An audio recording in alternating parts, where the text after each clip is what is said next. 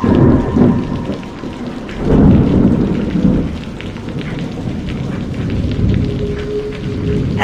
dear listener.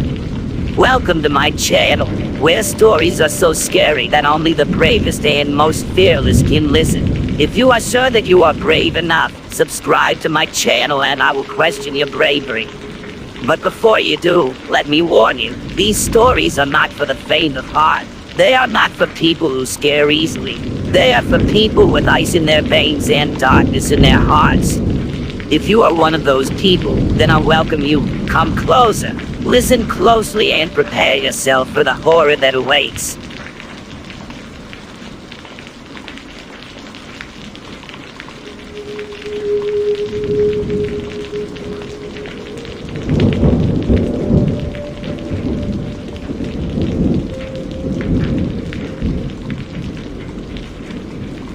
So this story is from a friend of mine, but I have his permission to post it here.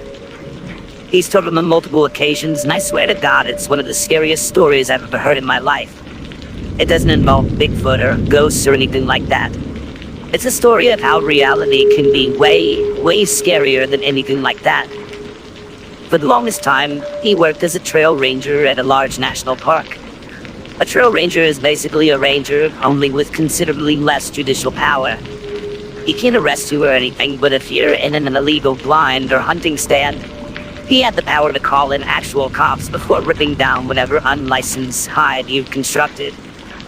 So this one time, he's accompanying an actual forest ranger in taking down unauthorized hunting cameras and feeders.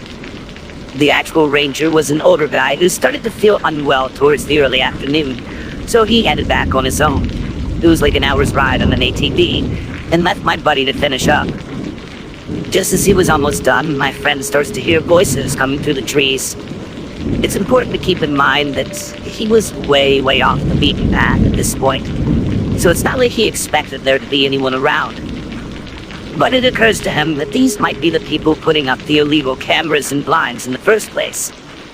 He calls out to them, demanding to know who they are, but the voices just go quiet, and there's not a sound to be heard other than the occasional bird song.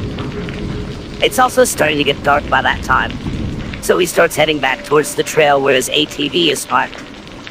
When he finds it and tries to start it up, it won't budge. That's when he noticed that the ATV battery has been torn out and taken by someone. Not some prank by the older ranger. Someone has actually disabled his means of escape. The way he tells it, this obviously made him extremely nervous, especially since he'd already heard voices in the area. He radios back into the ranger station he's based at, basically telling them that they needed someone to come pick him up.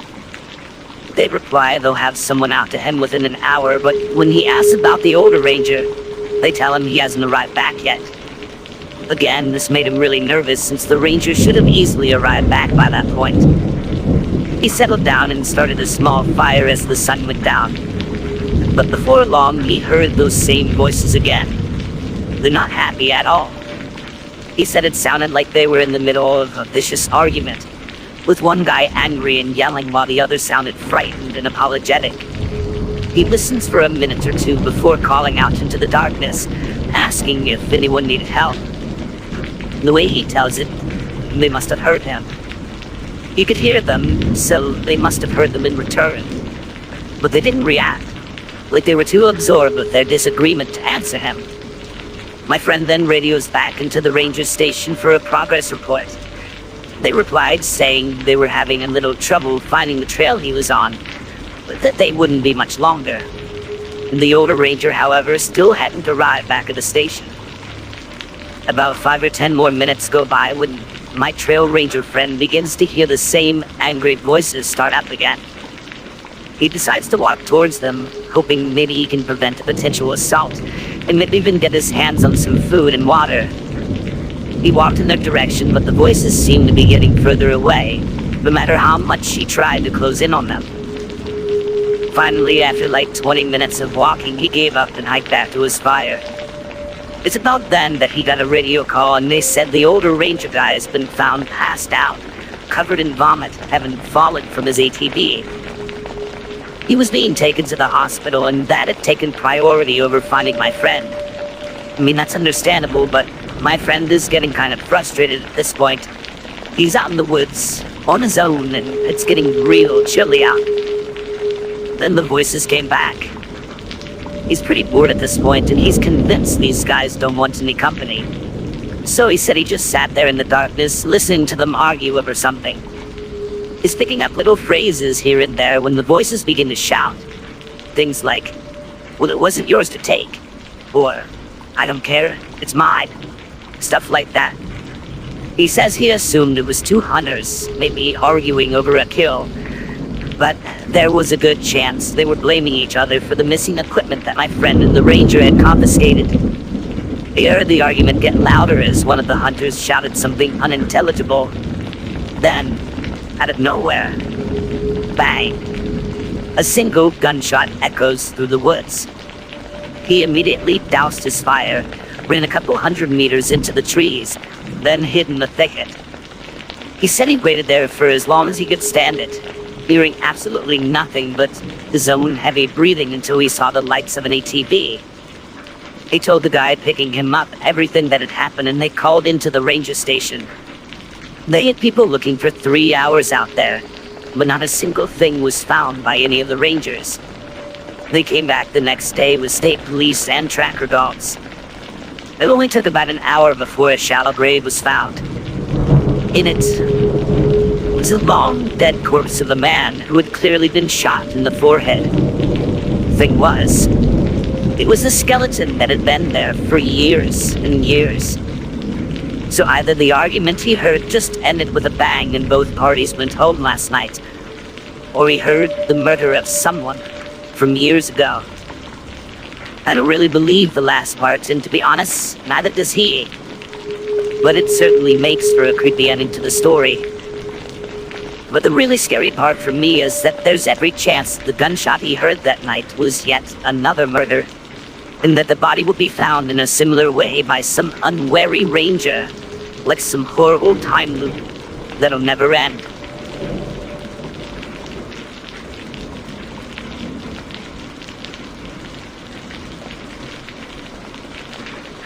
I've been a hunter for more than 20 years.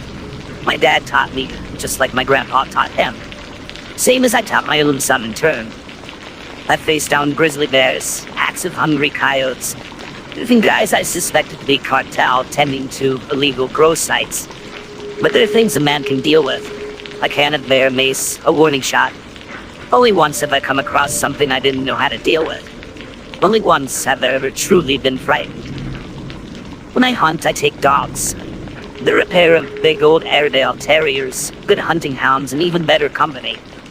Just from the way they're acting, I can tell if there's a bear in the area, or if we're still in the trail of that whitetail we've been tracking.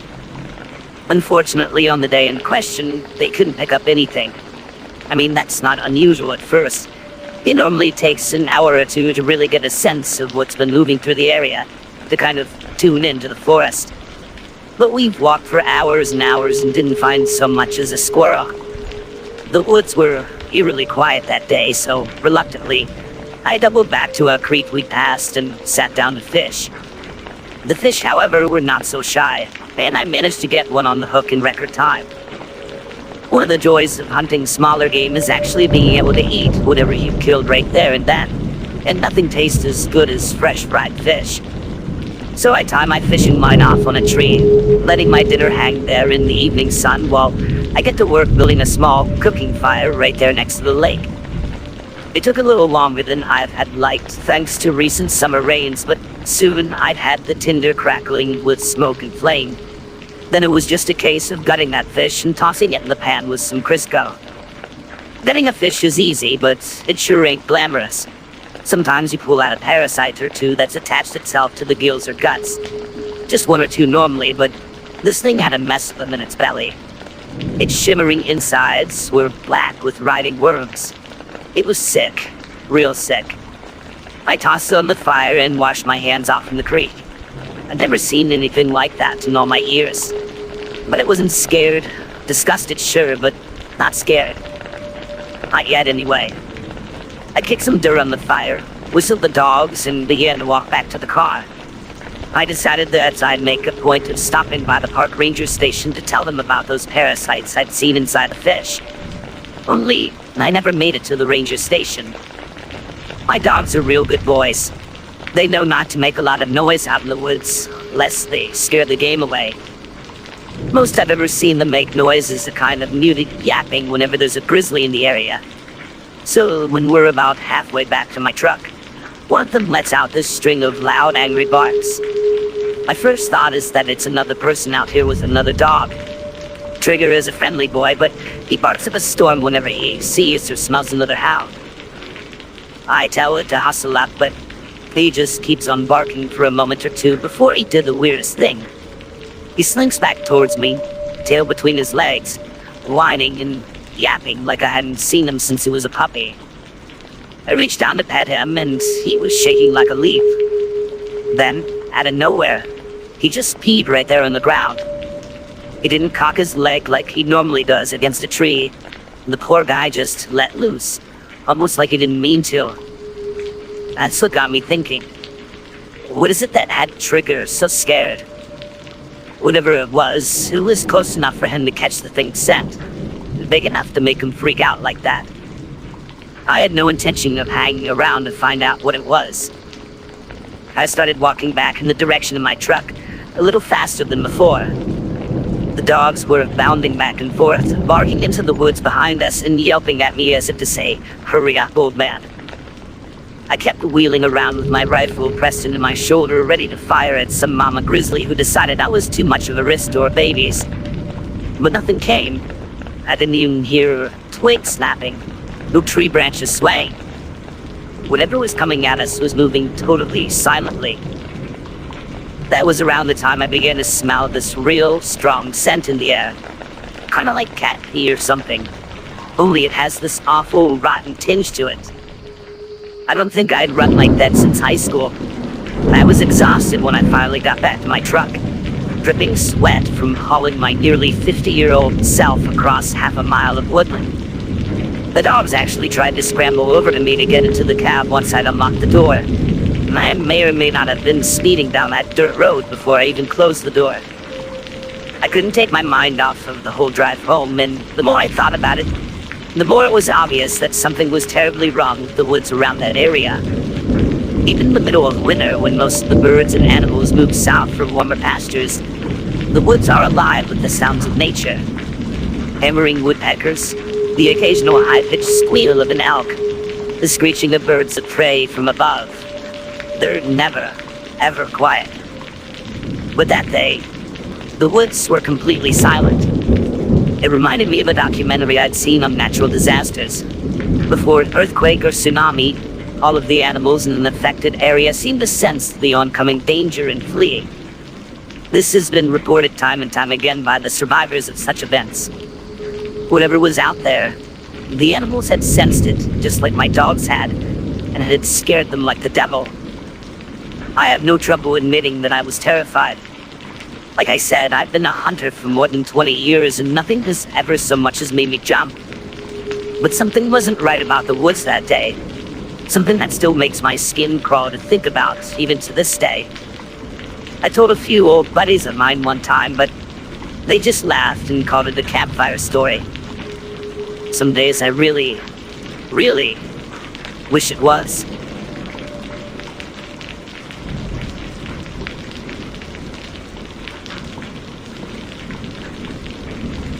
Let me make something clear. I'm not telling any of you my name, nor am I telling you where or when this all took place. Why? Because I still might go to prison for this. Whatever happened never made the papers. No cops ever appeared at my front door looking to ask questions. Not yet, anyway. Part of me thinks that day might never come, but just in case, I need to confess so I can at least go on with my life with a semblance of normalcy. I honestly don't care if people believe this or not. If people call it out as fake, well, maybe I really will get away with this. I've never been particularly active. I'm an indoor sort of guy. Less trails and rivers, more Netflix and dominoes. But my wife's family, on the other hand, are total opposites. When I married into the family, my size and athleticism became the butt of most of their jokes. It wore on me for a while until my wife made a suggestion. Go hunting with her brother, earn a little respect. Then maybe I'd find Thanksgiving at their place a little less unbearable. So, I agreed. The 2-hour drive out into the woods with my brother-in-law was awkward to say the least. He's one of those guys who's unable to hold down any kind of conversation that strays from the NFL and light beer. However, he did seem to perk up once I'd mentioned that I'd never fired a gun before. Through wheezed laughter, he told me how it'd be fun seeing the city boy try to handle the recoil of a 30-06, or whatever that meant. But I admit, I was kind of excited about the prospect of firing one for the first time. After all, I'd put enough time into Call of Duty, I thought. He parked the truck, then pulled out 2 big rifle slips from the rear storage. Inside were 2 rifles, big old things made of wood and iron. They were way heavier than I had expected. He wasn't wrong about how amusing he'd find it watching me fire one either. The recoil made me jump out of my skin, and the sights nearly hit me right in the eye thanks to looking into them a little too close. But to be honest, I didn't care how funny my brother-in-law thought it was. I found the whole experience exhilarating. I missed my shot on the tree stump he told me to aim at, but when I insisted on trying again and again until I hit the thing, he seemed to react exactly how my wife had assumed he would. He respected that I didn't just give up. Soon, the conversation flowed a little more freely, with considerably less jibs about me being a liberal city boy, as he so deftly put it. I don't know why I doubted her. My wife was right. He was her brother after all. Once he thinks I'm ready, we start walking further out into the woods to look for deer. He goes through the fundamentals of deer stalking with me, how to tread lightly and to stay downwind from your potential quarry. I honestly didn't think we'd see anything. My brother-in-law told me himself that sometimes luck just wasn't on your side, especially for newer hunters like myself. But we were wrong. We did see something. Through a dense patch of bushes, I saw something poking over the top. Something symmetrical and pointed. I silently got my brother-in-law's attention, pointing towards what I'd seen, what was clearly a set of deer antlers. I expected him to rush into action and shoot the thing through the bush, but he just pointed at me, frantically indicating that it should be me to take the shot. So I did, just like he'd shown me.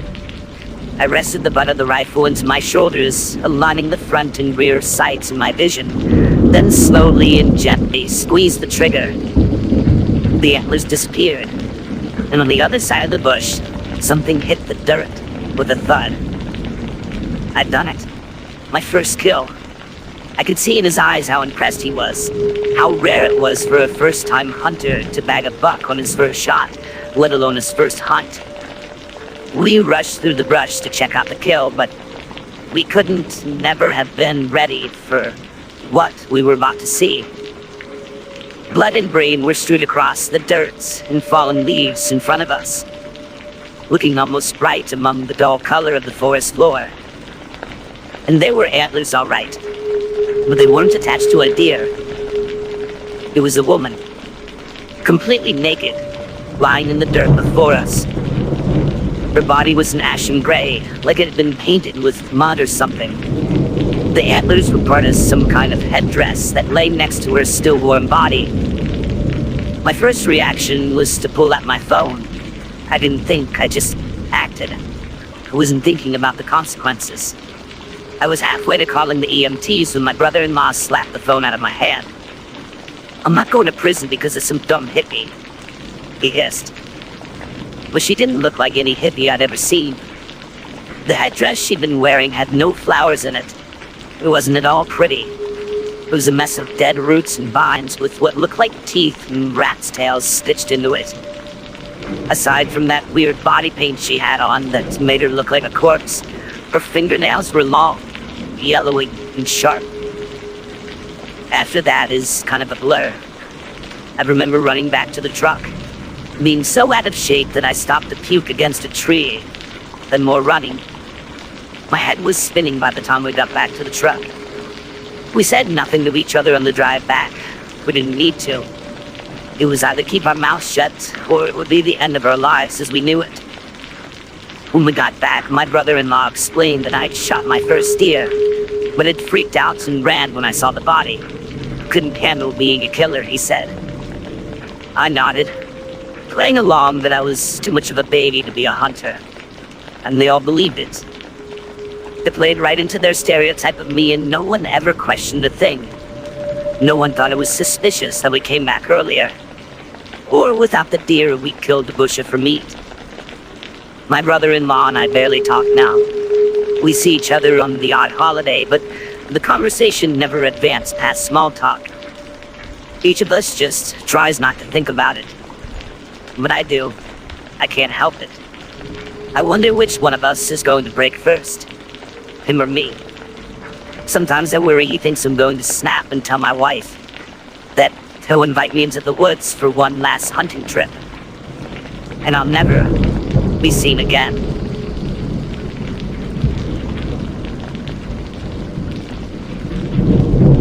I'm a hunter up here in Minnesota, in a town not far north of Mille Lacs Lake. I have a handful of stories detailing freaky incidences that have taken place on hunts. Here's the first. One season in particular, I was fairly deep in the woods on a snowmobile trail. When I hunt, I typically carry my .30-06 knife and pack. I feel fairly confident in the woods, but this season I had some concern. The deer population seemed lower on our property recently, and we knew there were wolves around because you find their tracks, not to mention being able to hear them howl at night. But luckily, they typically don't mess with people. But as I was scanning for deer tracks in the dirt, I found a different set of tracks that stood out to me.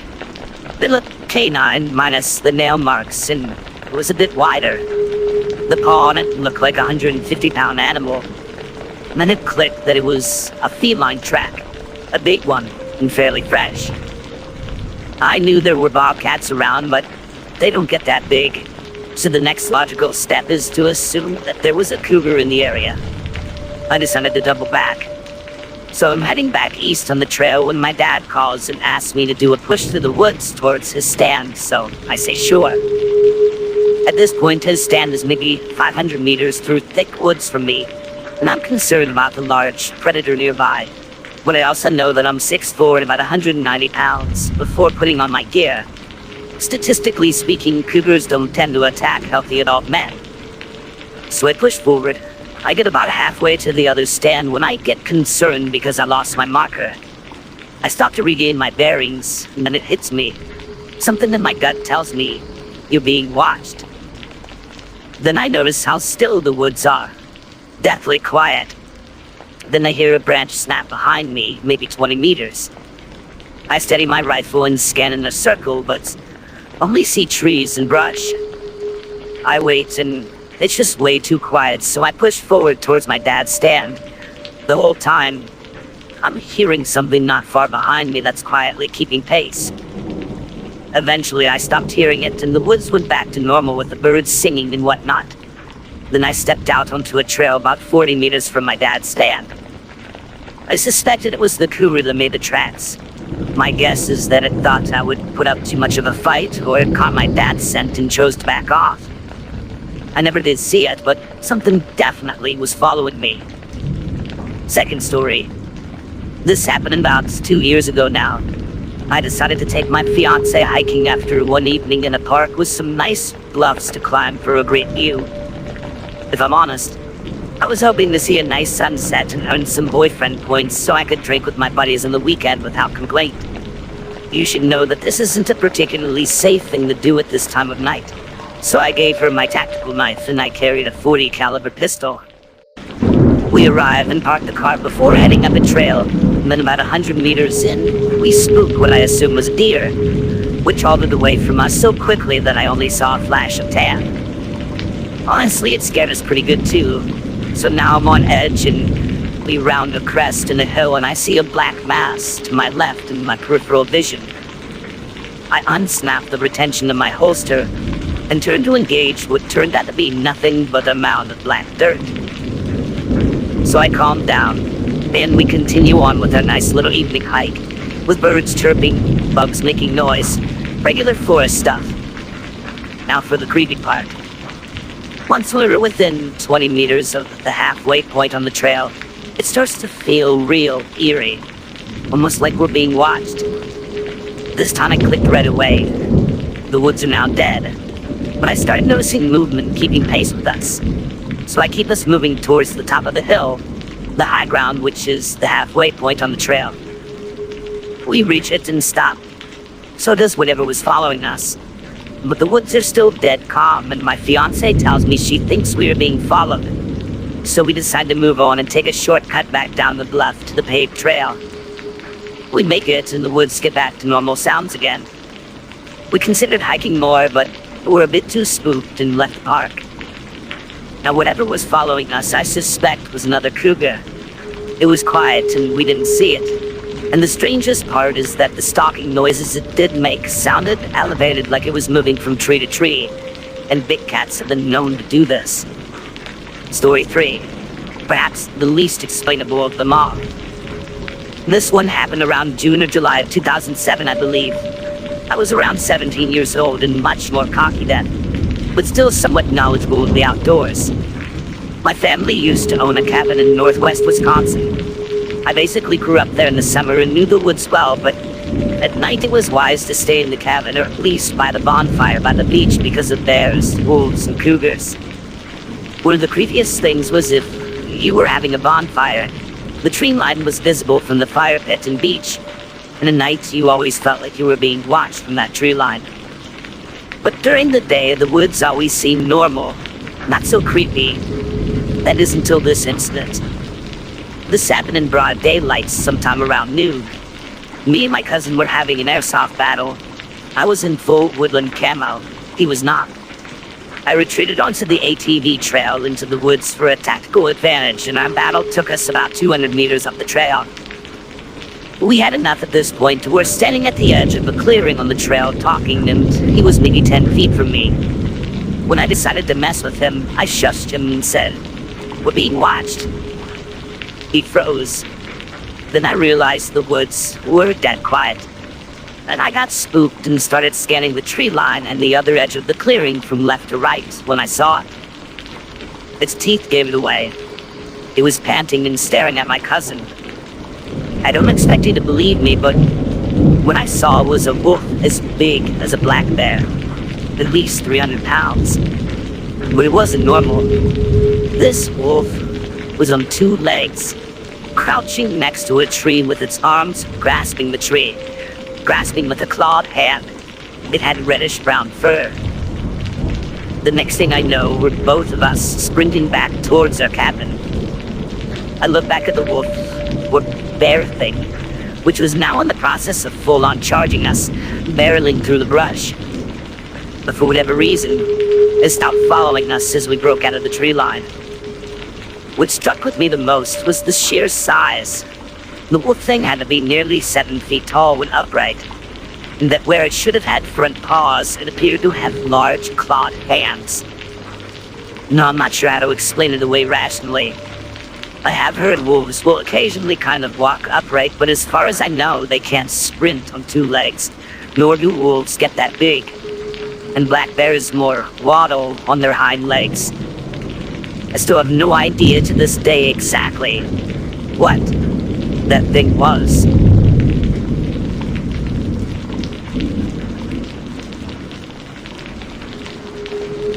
I lived in the San Jose, Silicon Valley area for most of my life, and have been an avid hunter ever since my dad and uncle took me along on a trip when I was a kid. Some of the woodlands out there are some of the last great wilderness areas on the West Coast. The kind of places where radio or even cell towers won't reach. The kind of place that, when you're there, you truly are disconnected from the modern world. So one day I'm out with my buddy in our usual hunting spot, which happens to be near a creek. Now this creek is home to steelhead trout, black-trail deer, all kinds of red and yellow lake frogs, all of which are species rapidly approaching the endangered list. But when I happen upon the creek, I find the thing is bone dry. Not even so much of a trickle of water flowing through it. All the steelhead trout are dead, lying there rotting in the sweltering afternoon sun. I start to notice all this plastic and piping at the bottom of the creek where it feeds out. So I think, Okay, it's probably just a rancher who needs the water for cattle or something. But regardless, diverting natural water sources like this is terrible for the land, as you probably guessed from the mention of all those rare trout just lying there, dead. I started following the plastic piping about 100 meters through the trees until I began to see this little canyon. In it, being fed by the water pipes leaching from the creek nearby, were hundreds of marijuana plants. They're short because it's early in the season, maybe only about 2 or 3 feet tall, so I could easily see these 2 human figures crouched among the plants while tending to them. Now, I've run across these kinds of operations before. They're usually planted by old hippies or small-time gangbangers, but these guys had rifles slung across their backs, pistols in little hip or leg holsters. They even had these big old knives. They look like they could be special force guys or something. Seriously, not the usual people I run into at these things. The other thing I notice is the environmental damage these guys are doing. Most wilderness grow sites at least try to tidy up after themselves, especially the hippie types who generally leave nothing but their footprints. But these guys left camp trash strewn everywhere. Empty plastic bags of fertilizer, empty propane tanks, all kinds of garbage. They're unaware that I'm watching them at this point. They're still just working their plants, cruising through the grow site towards where I'm stood. That was like that oh no moment, where I realized if anything went down here, we'd have no help, no backup. I had my old bolt action and a buck knife, but these guys had AR-15s. There's no way I'd last a minute in a straight-up gunfight with them. So we just watched for a few minutes, using our deer stalking skills to remain unseen, or so we thought. Crack. There were panic screams in Spanish from the canyon below. 1 second we're crouched among the bushes. The next, my buddy is lying flat on his back. At first I had no idea what had happened. I thought he might have slipped and fallen, but then I saw the blood. He'd been shot by an ambusher who had been watching us, just as we'd been watching them. The bullet passed through both of his thighs, completely taking his leg out from under him, causing him to pump blood out onto the forest floor. It was horrible. I had no idea if those guys down there, who I assumed were hardened Mexican cartel at this point, were on their way up to finish us off. I racked around into my hunting rifle and fired it in their general direction. Then did the same with my buddy's rifle, hoping it might deter them for a moment or two. I had no first aid on me at all. I had one back in the truck, but that was miles away. We had to think fast. My buddy was already screaming at me to cut his shirt off to make a pair of improvised tourniquets. I did so, terrified that it wouldn't be enough to stem the horrendous amounts of blood squirting me out of not 1, but 4 bullet wounds. We managed to stem the bleeding a little, but I needed to get my buddy help. But there's no doubt he'd have bled to death right there on the forest floor. But as I mentioned before, we're in a wilderness area with very little in the way of radio or cell reception, so I couldn't rely on my phone to bring in the EMTs. As I ran off back in the direction of my truck, I wondered if I'd end up running into cartel growers again. It was one of the worst feelings of my life. Go slow and safely and my friend might die. Move fast and loud. Those cartel guys might have gotten the drop on me. Considering it was one of the worst days of my life, we were remarkably lucky as it progressed. Firstly, as I'm running, sweating and panting like a beast through endless forest, I heard some kind of high-pitched whooping sound. Only this wasn't any kind of animal I'd ever heard before. It was human. Sure enough, I walked straight out onto this mountain biking trail with these kids going down it so fast they just whizzed right past me without stopping. But with breathless cries and waving arms, I did manage to catch their attention. One of them said their parents were nearby and they'd go get help, which I told the others the direction of the creek in which to send the EMTs when they arrived. Secondly, one of the worst places to get shot or stabbed is in the mid to upper thigh, which is exactly where my buddy took the bullet. The reason being is the femoral artery. It's one of the biggest blood vessels in the body. Nick that, and you're dead in minutes. That's what I feared the most, that the tourniquets had failed, that my buddy had died of blood loss mere minutes after I'd left to get help. Thank God that wasn't the case. Doctors later said that the bullet had traveled through both legs without hitting anything major, which makes him one lucky SOB if you ask me. I heard a group of DEA agents join the park rangers in eradicating the marijuana patch. Torched it all in one go in a controlled burn. But all those chemicals done a number on the soil where the grow site was. And that's the real crime if you ask me. I still hunt, so does my buddy, although it took him a little longer than me to get back to it. I suppose that's the allure of the forest. You never know what you're gonna find on a hunt. And you never know when the biggest danger isn't some black bear who doesn't like you too close to her cubs. It's your fellow man.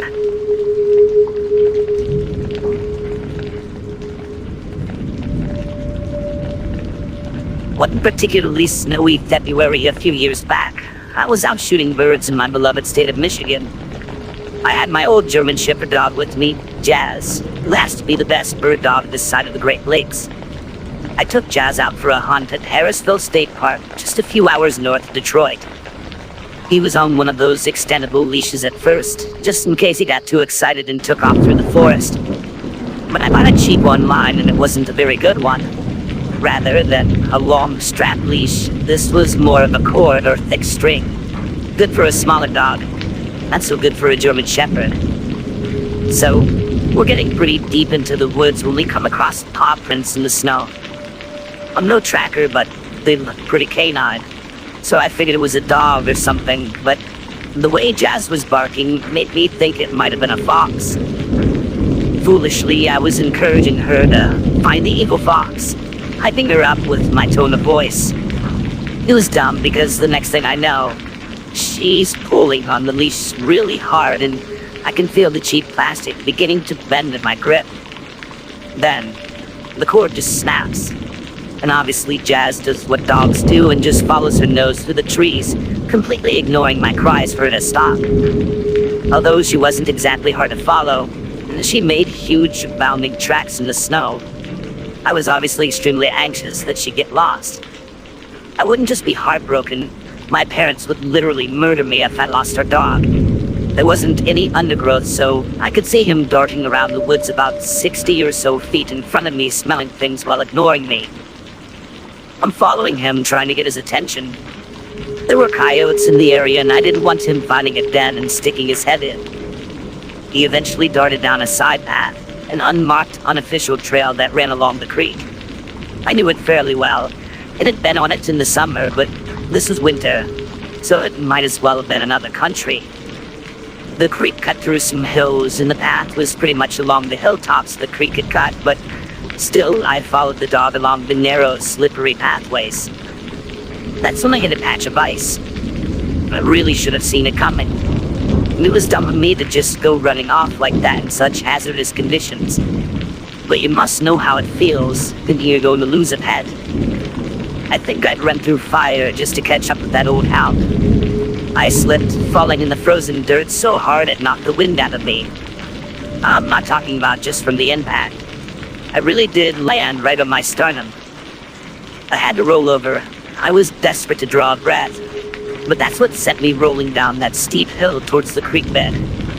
I rolled over onto my belly and tried to grab for a root to stop myself from sliding. Only when I grabbed it, I had half a second to realize it wasn't a root. It was nothing but a loose twig. So I fell all the way down the hill, slamming into rocks and tree stumps the whole way down. I'm yelping and cursing, but I got a flash of the frozen water in my eyes and began to panic. Really panic. If I was injured and I ended up in that freezing cold water, I was a dead man. The creek was frozen over, but I hit with enough force to break the ice. Thankfully, the water wasn't deep at all in that section I landed. When I tried to stand at first, my knees buckled and I went to my hands and knees. At first I thought my fears were confirmed, that I'd broken an ankle or something, but I hadn't. I was just banged up from the fall. Pretty much everything but my shoulders and head were submerged in freezing cold water. I remember screaming in frustration as I scrambled to my feet and stumbled to a place I could get back up out of the water. Jazz at least came down to see what I was screaming about. When she got close enough for me to grab her, I tied the length of cord from her side of the broken leash to my wrist. She wasn't getting away again. I'd see to that. It was around this time I noticed my pant leg had been ripped open when I fell into the creek, and so did my knee. I don't know whether it was a sharp rock or something else I landed on. Still, I was bleeding pretty good, and soon it started to throb. That's when I started to walk back to my car. It couldn't have been more than 2 or 3 miles, but I was completely wet with ice-cold water in February, bleeding and walking with a pretty bad limp. Like I said, I'm no expert tracker or anything, but I was terrified that a bear or something would smell my blood and chase me down before I got a chance to get to safety. Worst case scenario was, of course, playing in my head the whole way back to the car. When I got there, peeled out of my wet outer layer, but I didn't have anything dry to change into. I did at least have a first aid kit handy to bandage my leg. I had the heater on full blast. I put my unfired .22 in the back seat. There was no way I'd be shooting it while it was soaked through. Best to just head home and see to getting my leg checked out by a nurse. But before I moved, I sat there for a while in the car, shaking from the cold and the realization that it could have gone a whole lot worse.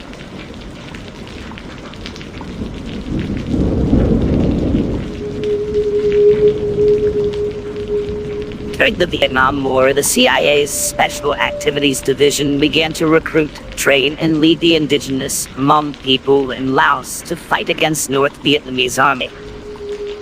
This secret army was organized into various mobile regiments and divisions, including various special guerrilla units, all of whom were commanded by the United States military. Though their role was generally kept secret in the early stages of the conflict, they made great sacrifices to help the U.S. and were instrumental in the rescue of downed pilots. It's said that more than half of all the fighting-age Hmong men in Laos signed up to fight. After the war, thousands of economic and political refugees resettled in Western countries. The Lao Veterans of America and Lao Veterans of America Institute helped to assist in the resettlement of many Laotian and Hmong refugees and asylum seekers in the United States, especially former Hmong veterans and their family members who served in the U.S. Secret Army. One of these refugee families was the family of a boy named Chai Bang. Bang and his siblings relocated to the United States in 1980 and eventually settled in California. Bang lived in Sacramento and eventually enlisted in the California National Guard. He served 6 successful years with the California Guard, earning a Good Conduct Medal and attaining a Marksman Class Sharpshooter qualification badge. Bang was 32 when he moved his family out to St. Paul, Minnesota. By this time, he had followed the Hmong tradition of becoming his family's shaman, part of which was actively hunting and spending time in nature. This could be why he had chosen to move his family out to a place where the attitude to hunting was much more relaxed. St. Paul is just a 2-hour drive away from Meteor, Wisconsin, a wild area of the state in which deer hunting is particularly popular. Meteor extends over a large, sparsely populated area, and the land is a mix of public and privately owned. It was a Sunday, November 21st, 2004, when a hunting party of about 15 people were in a cabin on some private land just outside of Meteor. Terry Willers, one of the owners of the private land, left the cabin and saw Chai Bang sitting in a deer stand. Willers used a handheld radio to ask the people still in the cabin whether or not anyone should be in that stand. Upon receiving a response in the negative, he approached Bang and told him to leave the property. Bang then apologized and started moving south towards a woodland trail. The witness had later stated that Terry had said he was going to go talk to him to find out who he is, why he's there, and make sure he knows that he's on private property and that he's not welcome there. I thought this to be interesting, so we went to see what was about to go down. A confrontation followed. One of the hunting party flipped over the hunting tag on Bang's back to get his license number. The events after the confrontation are disputed.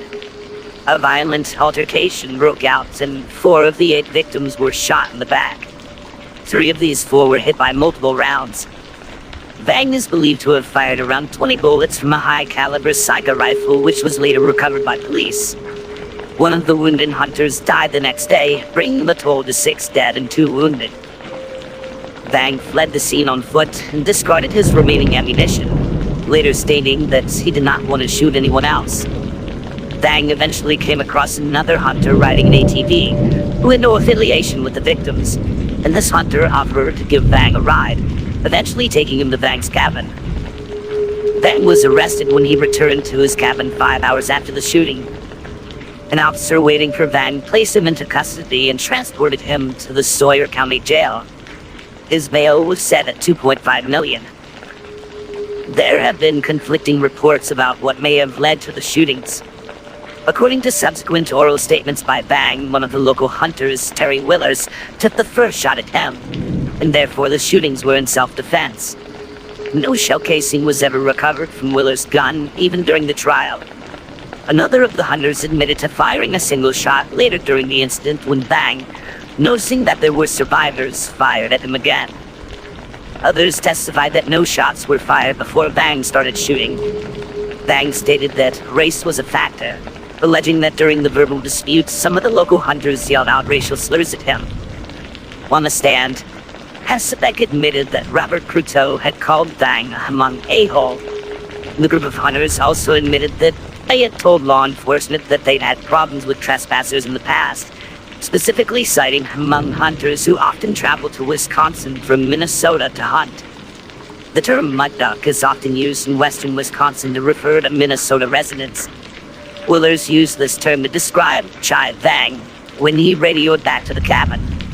Though the term does not necessarily have a racial connotation, Vang's defense attorney argued that it did due to the fact that the group did not know at the time that he was from Minnesota. During his trial, Vang told the jury he feared for his life and began firing only after another hunter's shot nearly hit him. He detailed for the jurors how the other hunters approached him and how he responded by shooting at each one. He says he shot 2 of the victims in the back because they were disrespectful.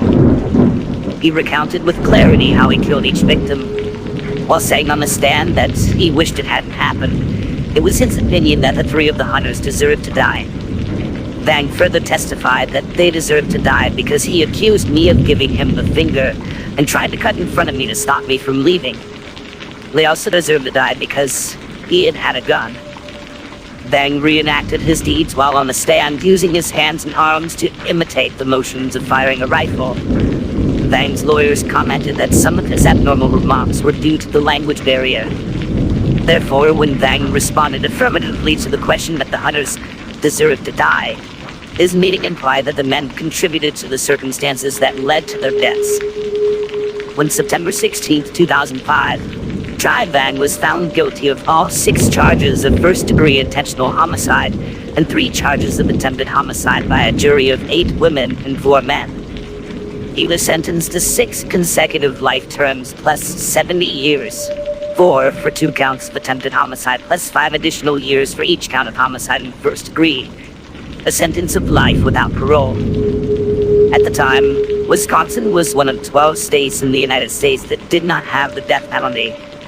So unlike his victims, Chai Vang would escape a death he may well have richly deserved.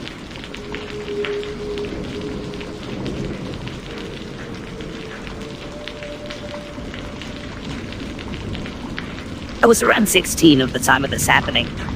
Firstly, I'd like to explain what type of person I am, so my actions make a bit of sense. I'm an average-looking girl, a bit overweight, which, for my country, makes me really undesirable. For this reason, I'm not used to males hitting on me, or even considered it a possible assurance back then. You can say that I'm usually the man in our group. You know, the girl that looks after every other friend when they're drinking, and if a guy's being rude or harassing someone, I'm the one to shut him down. I don't know why I took on this role. Probably because my friends are way too naive and nice. Well, I'm like that to strangers when I'm alone. I always try to be helpful to people if they look confused or ask me for directions or anything else. On this particular night, I was going home from school. My high school is in the city center and I take the bus home. Since the buses get overcrowded during peak hours and I really hate being between crowds of people, I normally wait around 30 minutes to an hour to catch the bus. This night I walked to another bus stop, around 5 stops before the one to my schools, so I can kill time and take an empty bus. It was dark and I was the only one on that stop. I usually don't have a problem with going out alone late at night, as I don't have the man-bad assault mentality drilled into me. So I'm just minding my own business when this 45 to 50-year-old man comes up to me. He has a very friendly face and smiles, so I don't think anything of it. He asked me something and then I realize he's Turkish. I tell him I don't understand, so he uses basic Bulgarian words he knows, and I somehow understand that he's just asking for directions. Of course, I try my best to explain, and after I feel like he understood, I expect him to just stop talking to me. Nope. He sat disturbingly close to me and started talking to me, again, in Turkish. I try to be polite and politely ignore him as best I can, while nodding my head with a smile, looking at the timetable. For some reason, this guy starts asking me for my phone number. At this moment, I realized that this was definitely not only a lost foreigner. I tried to shut him down, saying I don't have a phone. Don't ask why I thought that was going to work. I finally give in and tell him a random phone number. He says something else to me, again in Turkish, and then the worst thing happens. All this time, I'm looking at the 1 minute the bus will be coming, and I'm praying for him to please not try to call the number. He does. And he shows me and asks why my phone isn't ringing.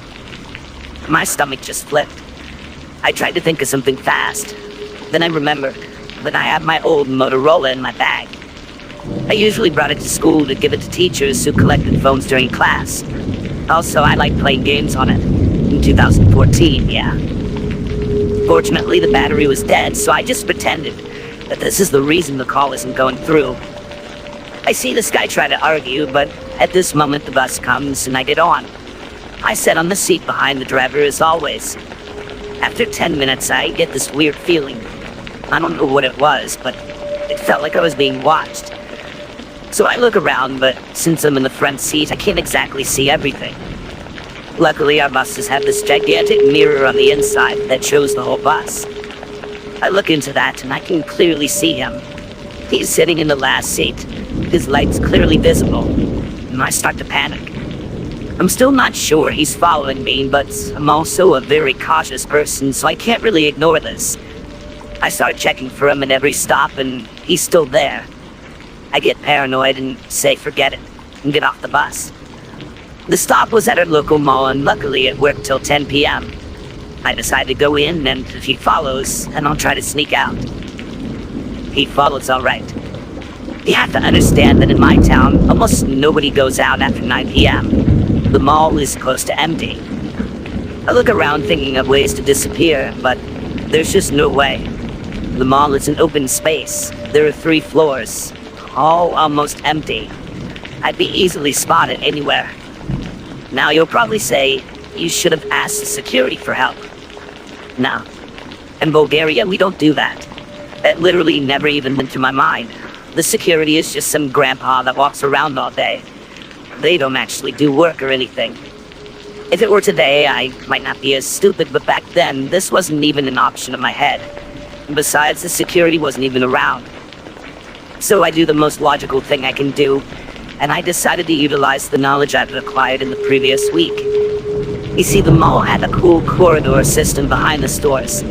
It was completely unmarked by any signs, and if you didn't know where you're going, you'd probably get lost, because it's just endless white corridors that lead to empty rooms for storage or some other stuff. Well, me being an avid anime fan, love going around these corridors and pretending I'm a ninja from Naruto on a mission. 16-year-olds, am I right? So I can proudly say that I learned the right path to the back stairway of the mall. Because I was smart and obsessed with the idea of being a spy, I decided to lure this creepy guy into the corridor, and then just go out from the back end of the mall. I firstly entered H&M and pretended to look around, just to see if he was really stalking me. He didn't even try to hide.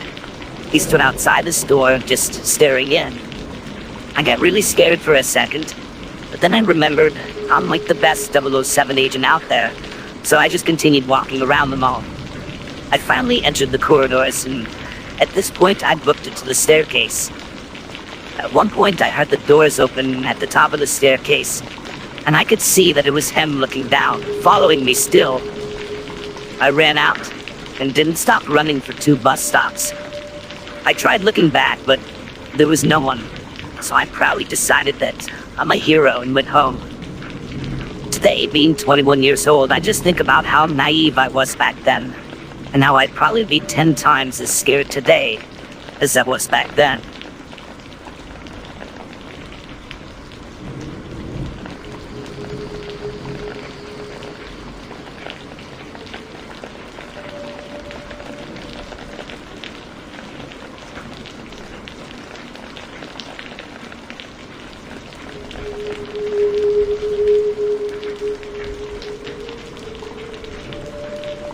For more bone-chilling narratives that will keep you at the edge of your seat, subscribe to my channel. By doing so, you'll gain access to a growing collection of real-life horror stories that will both captivate and energize your senses.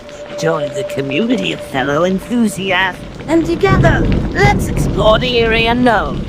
Subscribe now, and prepare for more terrifyingly true tales that will leave you craving more.